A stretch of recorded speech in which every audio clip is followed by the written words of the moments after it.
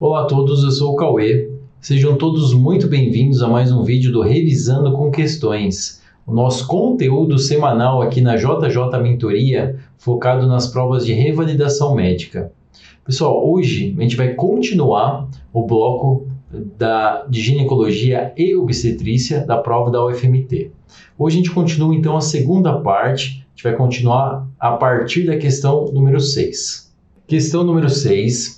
Paciente apresentando história de dismenorreia importante desde o menacme, além de esterilidade, realizou laparoscopia diagnóstica que mostrou focos sugestivos de endometriose. Informação confirmada por biópsia. Em relação à etiologia dessa patologia, é correto afirmar que... Vamos lá, pessoal, essa questão é uma questão difícil. É uma questão de um tema que a gente conhece, que é dismenorreia, mais esterilidade, que aí na grande maioria das questões vai falar sobre endometriose. Lembrando que, no passo número 1, que o diagnóstico padrão ouro seria a laparoscopia diagnóstica seguida da biópsia, que aí realmente a gente consegue fechar o diagnóstico de endometriose. Sendo que a gente pode abrir mão de outros exames, tais como um ultrassom ou mesmo uma ressonância magnética de pelve, tá? Isso nos ajuda, mas o diagnóstico padrão ouro realmente seria a laparoscopia diagnóstica seguida da biópsia, que aí realmente a gente consegue fechar 100% do diagnóstico ou não, né? A gente pode também descartar, tá legal? Então, passo número 1, falar um pouquinho sobre a endometriose. Esse basicão aí que a gente não pode esquecer. Dismenorreia é importante durante o período fértil, mais esterilidade, diagnóstico diferencial, endometriose tem que entrar, sem dúvida. E o termo menacme é o período de atividade menstrual, ok? E a dismenorreia, lembrando que é a cólica menstrual. Vamos então para o passo número 2. Aqui, nessa questão, eu queria saber sobre as teorias. Quais são as teorias aceitáveis para a gente poder justificar a endometriose ou na região peritoneal ou em locais distantes? Basicamente, a gente vai falar aqui hoje de 4 teorias, tá? A teoria número 1, teoria da implantação. A gente tem que lembrar dessa teoria também, ali entre parênteses, sobre a menstruação retrógrada, tá? Então, não esqueçam da menstruação retrógrada quando você for falar de teoria da implantação, que aí vocês não vão esquecer. Então, o que a gente tem? A teoria da implantação é a teoria que ela efetivamente é a explicação de forma mais coerente, ou seja, ela explica a grande maioria dos casos, só que não 100% deles, tá legal? Por isso que não é a única teoria e por isso que ela não é 100% aceita. Mas, lembrando que é a que explica a grande maioria dos quadros, devido aí à menstruação retrógrada, tá legal? A 2, teoria da metaplasia.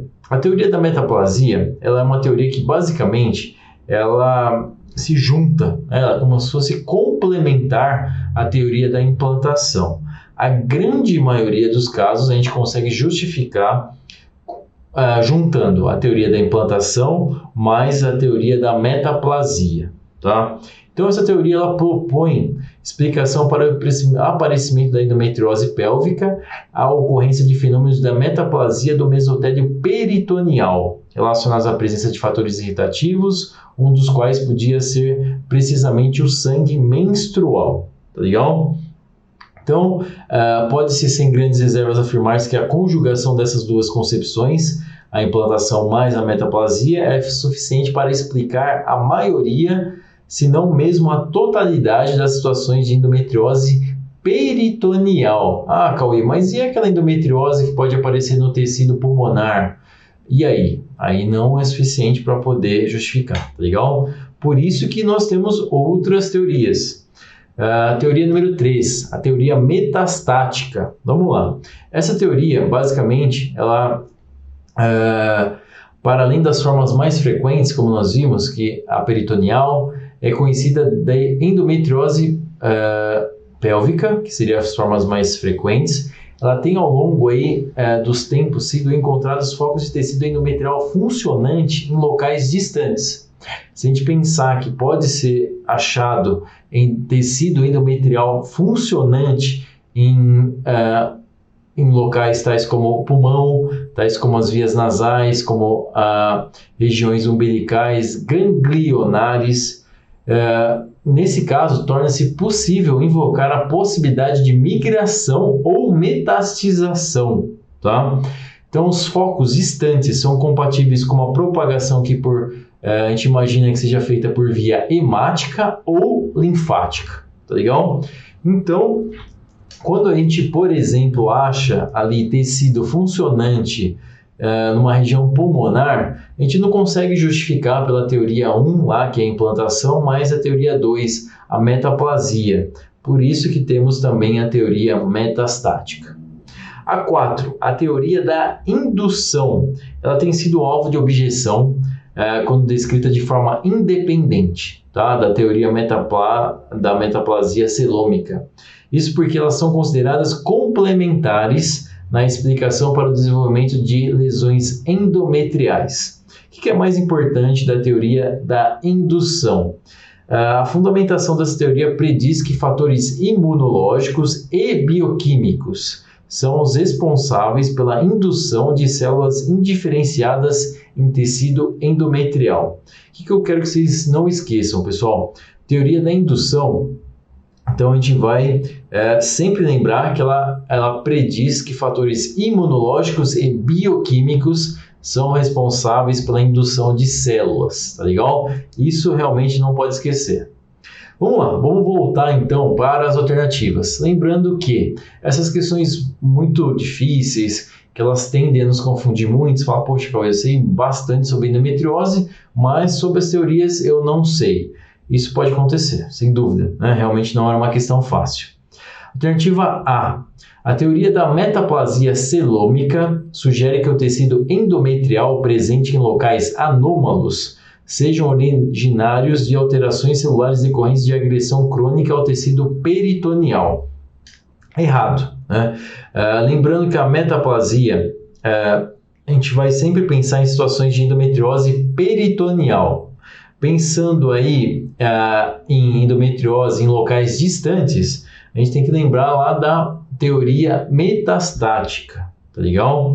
Então, esses locais anômalos ou locais distantes ou não comuns, não tão comuns quanto o peritônio, a gente não vai considerar a metaplasia celômica, ok? Então, conseguiríamos tirar facilmente a alternativa A. A B, a propagação linfática ou vascular, lembrando aí da teoria metastática, explica a presença de endometriose em sítios mais comuns, sendo a teoria evidenciada em grande número de estudos realizados. Errado, né? Então essa daqui também era bem tranquila da gente tirar. A gente sabe que a teoria metastática, ela explica endometriose funcionante em locais distantes, não em locais mais comuns, tá legal? Então conseguiríamos tirar essa facilmente. Vamos lá, vamos pular a C, vamos para D. A teoria de indução remete a um fator ambiental, podendo determinar a diferenciação de células potenciais em tecido endometrial. Vamos lá, eu ressaltei para vocês, lembra a teoria 4, teoria da indução, ela é fundamentada, a fundamentação, na realidade, dessa teoria prediz que fatores imunológicos e bioquímicos, eles que são responsáveis pela indução, tá legal? Então, a gente conseguiria tirar essa facilmente, porque não é por fator ambiental, tá legal? Vamos voltar na C, então. A teoria da menstruação retrógrada, ou a teoria da implantação, ela defende que ocorre um refluxo do conteúdo menstrual através das trompas de Falópio, ok, para dentro da cavidade abdominal, devido a hiperperistalse e disperistalse. Mesmo vocês ficando um pouco em dúvida, falam, poxa, Cauê, será que é devido a isso? Mas é algo que a gente não consegue refutar tão fácil, tá legal? Se a gente pensar na A, na B e na D, a gente consegue refutar com uma maior facilidade, tá legal? Então a gente vai ficar, realmente a C é a alternativa correta. Então uma questão bacana, né? Sem dúvida uma questão aí que eu acho que vai acrescentar para vocês, a gente falando aí um pouquinho sobre as teorias de como pode vir a aparecer a endometriose, tá legal? Então é isso, vamos para a questão número 7.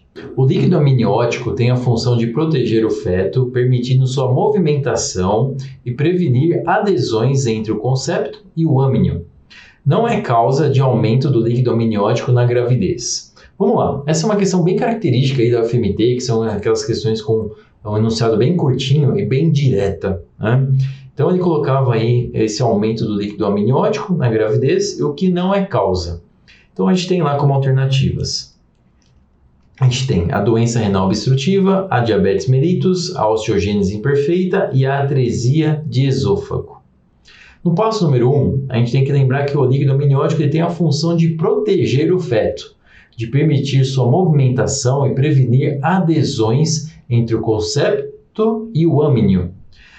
Não é causa de aumento do líquido amniótico na gravidez. Vamos lá. Então, vamos para o passo número 2. Se a gente pensar aí no valor normal, para a gente falar que tem um aumento, seria interessante a gente saber sobre o valor normal. Então, o valor normal de líquido amniótico ele seria entre 800 a 1000 ml no ápice da gravidez, tá? Que é lá de 34 da 34ª à 37ª semanas, tá legal? Porém, algumas mulheres podem ter até 3.100 ml de líquido amniótico, tá? Isso pode acontecer. Porém, em alguns casos, ele pode ultrapassar o valor máximo ou mesmo ficar abaixo do que seria normal e caracterizar algum problema. O aumento ou a diminuição do líquido amniótico ele pode ser detectado pelo exame de rotina, né, um ultrassom, ou qualquer alteração detectada, na realidade, e qualquer alteração é detectada com bastante precisão. No ultrassom obstétrico ou no morfológico, a gente consegue identificar isso relativamente fácil, tá legal? O aumento do líquido ele chama-se polidrâmnio e as causas podem ser várias, né? Então a gente vai ver aqui uma das causas, as causas pelo menos mais comuns aí para vocês poderem trabalhar com uma questão desse tipo. Mas se o líquido estiver no aspecto normal e não estiver demasiado, não tem problema algum. Ou seja, se tiver um aumento leve, né, um aumento de poucos ml, também não seria nada grave, tá legal? Pode-se levar a gravidez adiante sem consequências, apenas com alguns cuidados a mais, como repouso, e também pode ser recomendado algum medicamento para ajudar a controlar o aumento do líquido, diminuindo a quantidade de xixi produzida pelo bebê. Tá legal? Pensando aí no líquido amniótico, a gente pode pensar em alguns fatores. Vamos lá, vamos começar então nos fatores que pode causar o polidrâmnio. A gente tem lá as infecções virais, as DSTs, problema de má formação do feto. Tá? Então essas são 3 aí bastante comuns. Além dessas, a gente tem a mais comum, que é a clássica aí, a diabetes gestacional, tá legal?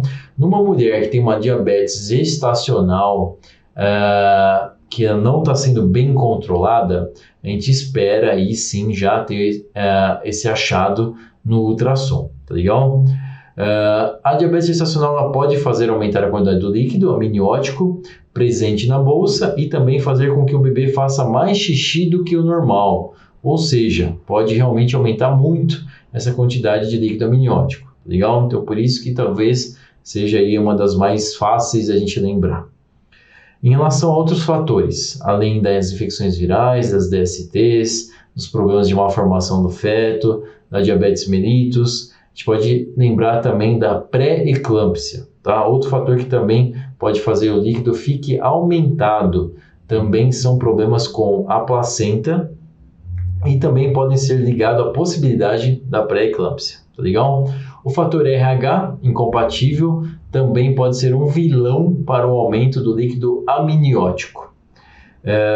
Felizmente, a grande maioria dos casos de polidrâmnio resultam em bebês perfeitamente saudáveis e sem nenhum problema de saúde, tá? Então, a grande maioria, não todos. Vamos lá. Então, a gente já tem aí uma série de fatores que a gente sabe que pode causar o polidrâmnio. Vamos então começar pelas alternativas. Doença renal obstrutiva, não falamos ainda. Diabetes mellitus, a gente sabe que causa polidrâmio. a osteogênese imperfeita e a atresia de esôfago. A atresia de esôfago é algo que a gente consegue aí suspeitar que pode causar um polidrâmio, né? Muitas vezes, então, o diagnóstico de atresia de esôfago ele pode ser realizado ainda na fase pré-natal através dos exames de ultrassom. Os achados como a ausência de bolha gástrica e polidrâmio, o aumento do líquido amniótico, podem ser indícios desse problema, tá? Então, você teve ali um achado de aumento de líquido amniótico, você começou a investigar isso. Então, a gente não pode esquecer da atresia de esôfago, porque é uma das hipóteses diagnósticas, tá legal? Para vocês verem a importância dela. Então, ela pode ser suspeitada em ecografia pré-natal pela ausência da bolha gástrica, pelo polidrâmio e distensão do esôfago superior durante a deglutição, tá? Então, a atresia do esôfago, sem dúvida nenhuma, é algo bastante importante aí, que a gente tem que lembrar de polidrâmio, tá? Então, para a prova, pessoal, a gente tem que ficar muito em dúvida realmente entre a A e a C, tá? A B e a D, a gente tem um número de casos relativamente alto aí, de casos de polidrâmio, tá legal? Então, vamos falar um pouco sobre a C, a osteogênese imperfeita. A osteogênese imperfeita, ela ocorre, na realidade, ela ocorre devido ao distúrbio hereditário do tecido conjuntivo, sendo evidenciadas anormalidades quantitativas ou qualitativas do colágeno tipo 1, tá? Então, esse colágeno é a proteína mais abundante no osso, responsável por cerca de 90% do colágeno no corpo, e é o componente em maior quantidade na pele, tá?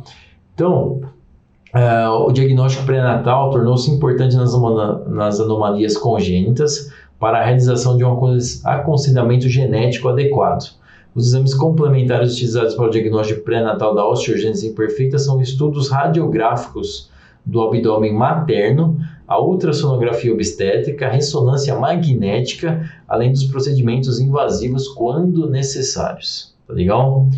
Então, o diagnóstico pré-natal da osteogênese imperfeita tipo 2 é possível por meio da ultrassonografia a partir da 17ª semana de gestação, sendo também possível a análise da síntese de procolágeno em células do líquido amniótico. Então, você vai ali, tem acesso ao líquido amniótico e pode fazer uma análise para procurar esse procolágeno, ok?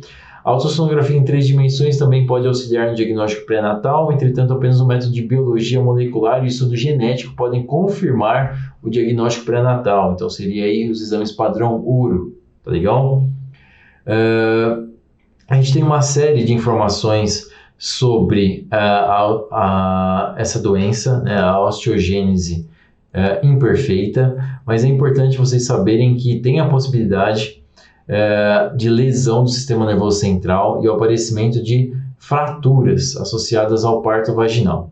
Existe a tendência da utilização de via cesariana como método de escolha para esses casos, tá legal?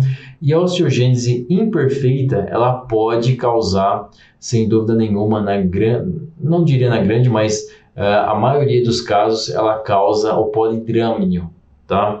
Então, é uma dos sinais e sintomas, na verdade, sinais que a gente pode encontrar na osteogênese imperfeita, tá?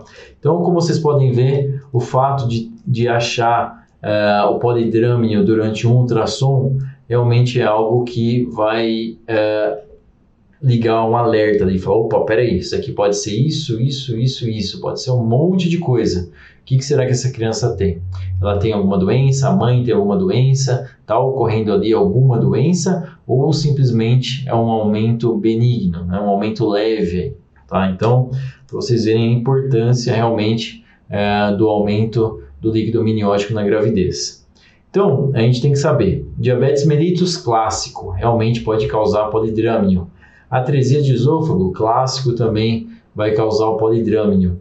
E a osteogênese imperfeita, que seria um pouco mais difícil da gente lembrar, mas também pode causar o polidrâmio, tá legal? Então a gente ficaria com a causa que não causa polidrâmio, seria a doença renal obstrutiva, alternativa A, Pessoal, a questão 8 ou 28 na prova é uma questão que ela foi cancelada, tá? Então a gente não vamos trabalhar ela porque pode até confundir um pouco mais a gente. Então é uma questão relacionada à gestão múltipla que foi cancelada, tá legal?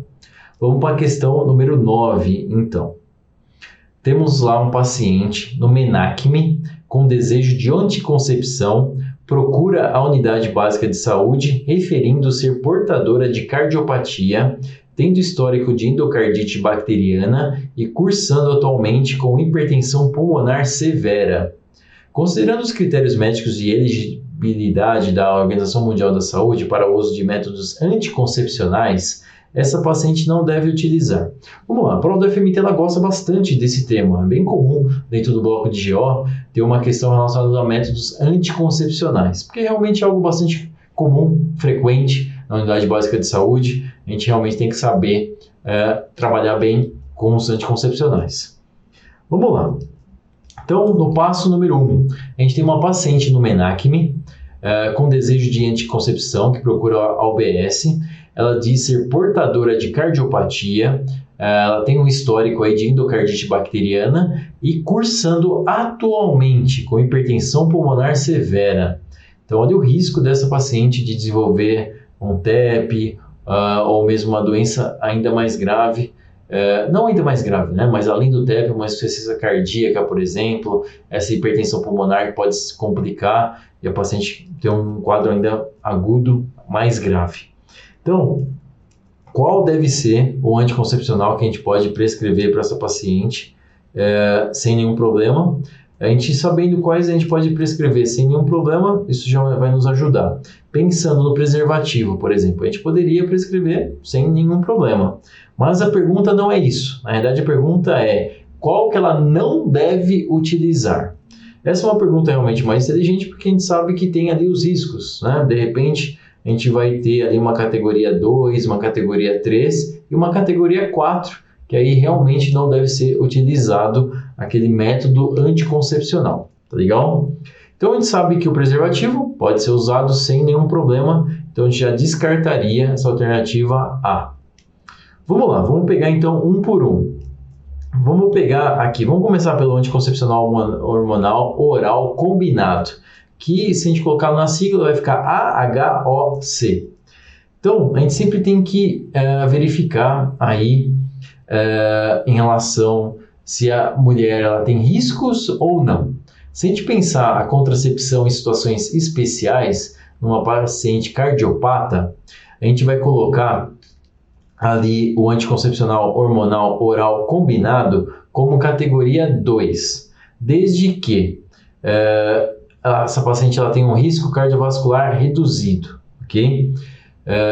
A gente tem ali um aumento de 11,5% aproximadamente da pressão da PA cardiopatia versus o aumento de 0 até 4,5 normais. Então a gente sempre vai ficar medindo ali o custo-benefício da medicação, tá legal?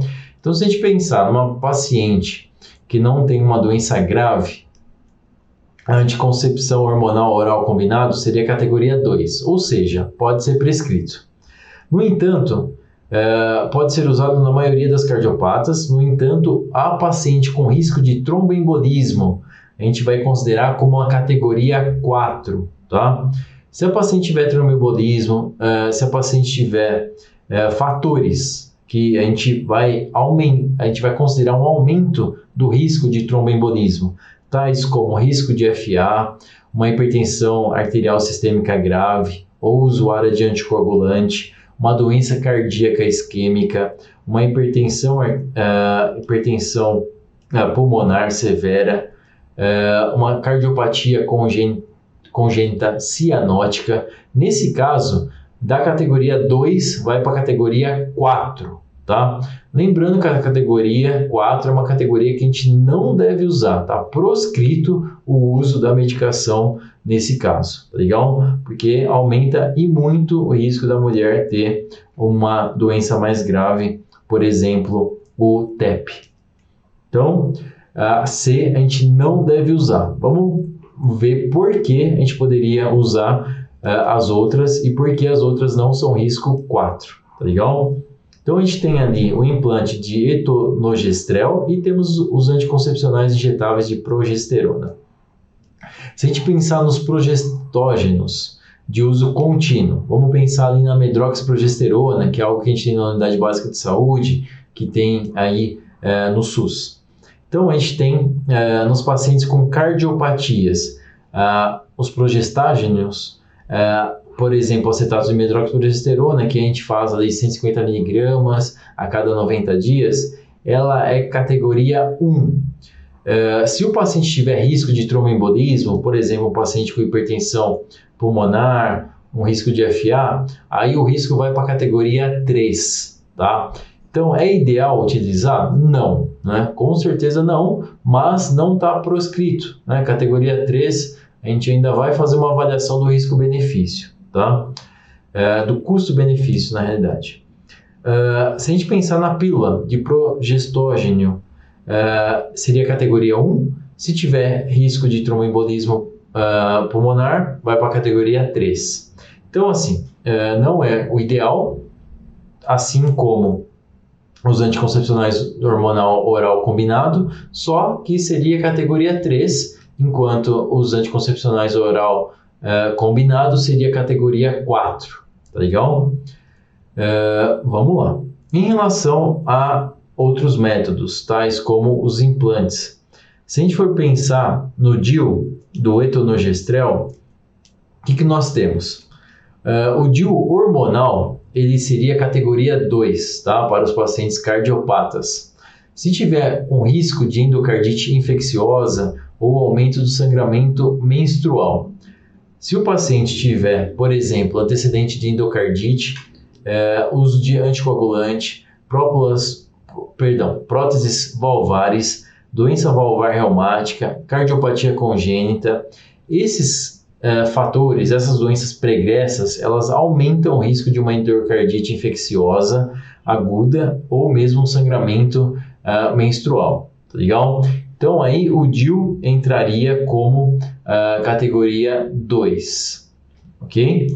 Então a gente tem aí, se a gente for pensar aqui, preservativo seria categoria 1, pode ser utilizado sem nenhum problema. O anticoncepcional injetável para essa paciente com esse histórico seria ali categoria 3. Pode ser utilizado, mas tem que avaliar muito bem o custo-benefício. AC, anticoncepcional oral combinado, para essa paciente em específico, categoria 4, está proscrito, não deve ser feito. E o implante de etonogestrel seria aí para essa paciente como categoria 2, tá legal? Então, o que nós não devemos utilizar é a alternativa C, o anticoncepcional oral combinado, realmente não deve ser feito para esses tipos de paciente, com todo esse histórico, tá legal? Questão número 10. Os distúrbios da tireoide são comuns em mulheres adultas em fase reprodutiva. A identificação dessa condição no período gestacional é importante para uma boa evolução da gravidez. Em relação aos hormônios da tireoide na gravidez, é correto afirmar que... Vamos lá, então uma questão aí relacionada aos hormônios da tireoide na gravidez. O passo número 1, a gente saber que os distúrbios da tireoide são comuns em mulheres adultas em fase reprodutiva. A identificação dessa condição no período gestacional ela é importante para uma boa evolução na gravidez. Em relação aos hormônios da tireoide na gravidez, vamos lá então. Passo número 2. Vamos trabalhar com as alternativas, pessoal. Essa é uma questão relativamente tranquila, comparada com as outras, né? Se a gente for pensar nas teorias da endometriose, algo muito mais complicado. Então, alternativa A. A causa mais comum de hipertireoidismo na gravidez é a tireoidite de Hashimoto. Errado. Se a gente pensar na doença de Hashimoto, ela não é hipertireoidismo, e sim o hipotireoidismo. Então, a gente conseguiria tirar a alternativa A facilmente. A B. Os hormônios tireoidianos não conseguem atravessar a barreira placentária. Isso é errado, tá? Então, durante a gestação, a glândula da tireoide materna ela é mais exigida do que fora deste período, fazendo parte da fisiologia normal da gravidez. Além disso, A do feto só começa a funcionar ali aproximadamente a partir da 20ª semana, tá? Então, ela atravessa, sim, a barreira placentária. A C. O hormônio tireoidiano fetal tem papel relevante no desenvolvimento normal de quase todos os tecidos fetais, até aí, perfeito. Só que aqui ele coloca, ó, com exceção do tecido cerebral. Isso está errado, pessoal. O tecido cerebral também tem influência dos hormônios tireoidianos, tá? Então, quando a glândula da tireoide não funciona corretamente, ela pode trazer, sem dúvida nenhuma, sérios problemas durante a gestação. Na gestante pode contribuir para o aumento de sangramentos, abortos prematuros, além de hipertensão. No caso do bebê, do feto, pode causar problemas mentais, déficit cognitivo e aparecimento de bócio, tá? Então, o tecido cerebral tem sim influência dos hormônios tireoidianos, tá legal? A D.